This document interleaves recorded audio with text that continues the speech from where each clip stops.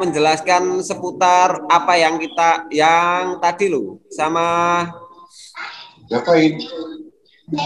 Mas Munjia ditanyakan tentang 73 golongan ya.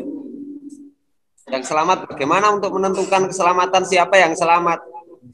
Katanya umat akhir zaman terpecah menjadi 73 golongan. Terus dari 73 golongan, 72 tidak selamat, yang satu saja yang selamat. Terus kita posisi mana? Bagaimana untuk menentukan selamat atau tidaknya? Semuanya mengaku selamat. Mengaku ya boleh. Boleh ya mengaku selamat. Semua orang mengaku selamat, enggak apa-apa. Semua boleh kok mengaku selamat. Siapa sih yang pengen mengaku celaka? Ya enggak ada. Enggak ada, semuanya yang mengaku celaka enggak ada. Semuanya mengaku selamat. Tapi ya enggak apa-apa juga mengaku saja.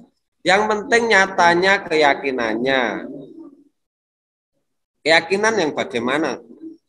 Yakin kedekatannya dengan Allah itu. Bukan teorinya, bukan kelompoknya. Hati yang terpaut dengan Allah itu namanya bertauhid. Kalau hanya mengaku-ngaku saja ya, anak kecil bisa tuh. Mulai anak kecil sampai dewasa bisa. Bahkan lebih dari golongan itu. Tapi siapakah yang selamat yang sesungguhnya? Yang punya keyakinan utuh. Yang hidupnya bertauhid. Yang yakin kedekatannya dengan Allah tidak diragukan. Apakah jenengan semua sudah menemukan itu semua? Ada yang sudah, ada yang belum.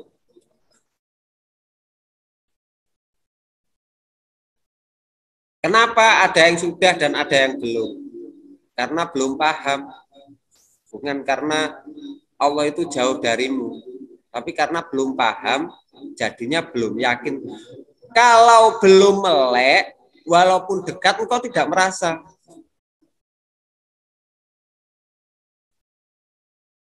Kalau hatinya belum melek, walaupun dekat, ya enggak merasa. Sehingga dekat dan jauhnya itu tidak tahu ukurannya.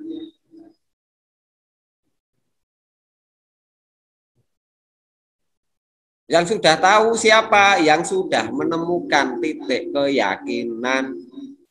Yakin kalau hidupnya dekat, tahu jalan mendekat. Kadang hidupnya di keseharian, di pikiran, tapi bisa setiap saat bisa kembali kepada Allah. Setiap saat bisa innalillahi wa inna ilaihi roji'un. Karena sudah tahu alamatnya, karena sudah bisa mendekat, sudah bisa yakin. Bedanya sering dekat atau jauh itu aja. Yang sudah pernah dibuka, sering dekat atau sering jauh itu aja. Tapi apakah kalau jauh itu menjadikan celaka? Enggak juga. Yang penting bukan niatnya untuk lalai. Harus dipahami. Lupa dengan lalai itu berbeda. Kalau sudah pernah dekat, kadangkala jauh itu wajar. Tetapi ketika membutuhkan sandaran, tidak ada sandaran yang mampu selain Allah bisa bersandar. Itulah gunanya Allah memberikan ketidakmampuan dalam hidupmu. Sehingga apabila engkau mencari sandaran, tidak ada yang mampu kecuali Allah. Itu namanya Allah sayang. Makanya mumpung masih hidup, hidup itu jalannya ke depan sesuai dengan takdir dan waktu. Waktu tidak pernah berjalan ke belakang. Manusia mengikuti takdir, hidupnya ke depan. Jangan menoleh ke belakang. Menoleh ke belakang, kalau di belakangmu membahagiakan, engkau bersandar pada harta bendamu. Menoleh ke belakang, kalau hidupmu tentram, engkau bersandar pada ketentraman duniamu. Padahal waktu itu selalu berjalan ke depan. Siapa yang tahu takdirnya nanti, besok atau lusa? Siapa yang mampu menjamin kalau bukan Allah? Siapa atau apa yang bisa engkau sandari untuk besok kamu tetap hidup? Apakah kesehatanmu saat ini menjamin besok pasti hidup?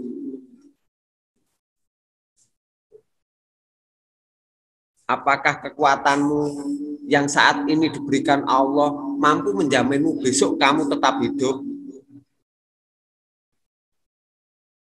Apakah harta benda yang mampu kamu buat untuk ke dokter itu mampu menjaminmu tetap hidup ke depannya? Tidak mampu. Makanya hidup itu kalau sudah menghadap ke depan, pasti tahu engkau bersandar Allah atau selain Allah. Kalau hidupmu ke depan, kamu nggak mampu bersandar apa yang sudah ada di belakangmu, harta bendamu yang kau raih, atau kekuatanmu yang kau miliki sekarang, jabatanmu, atau apapun, itu tidak mampu ketika hidupmu menghadap ke depan, takdir itu ke depannya. Harap dipahami semuanya. Supaya engkau bisa bersandar kepada Allah. Ke depan itu tidak ada yang mampu engkau sandari, ilmu atau apapun di dunia ini tidak mampu menentukan untuk esok hari engkau tetap selamat. Kecuali Allah yang menyelamatkan.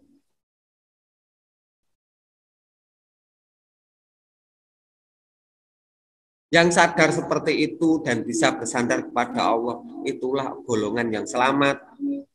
73 golongan yang selamat yaitu. Bukan namanya. Mas Munjia, dipahami.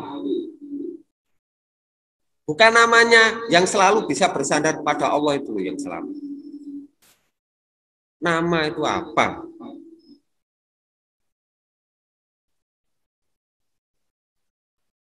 Yang punya kesadaran hidupnya ke depan, selalu bersandar kepada Allah, selalu menggantungkan harapan kepada Allah, selalu bermunajat kepada Allah, selalu berserah diri, hanya Allah yang lebih baik penataannya daripada diriku sendiri yang menata hidupku. Lebih baik ditata Allah daripada menata diriku sendiri. Lebih baik dituntun Allah daripada pikiranku menuntunku. Lebih baik bersandar pada Allah daripada bersandar selain Allah. Nah itu menghadapnya ke depan. Hidup melangkahnya ke depan. Untuk ke depan esok, lusa, dan sampai mati. Makanya sumpah setianya kepada Allah, sumpah setia untuk bersandar kepada Allah sampai mati. Tidak ada putus asa, tidak ada patah semangat, tidak ada kepuasan di dunia kecuali untuk dekat dengan Allah. Dunia hanya dilalui dengan semangat.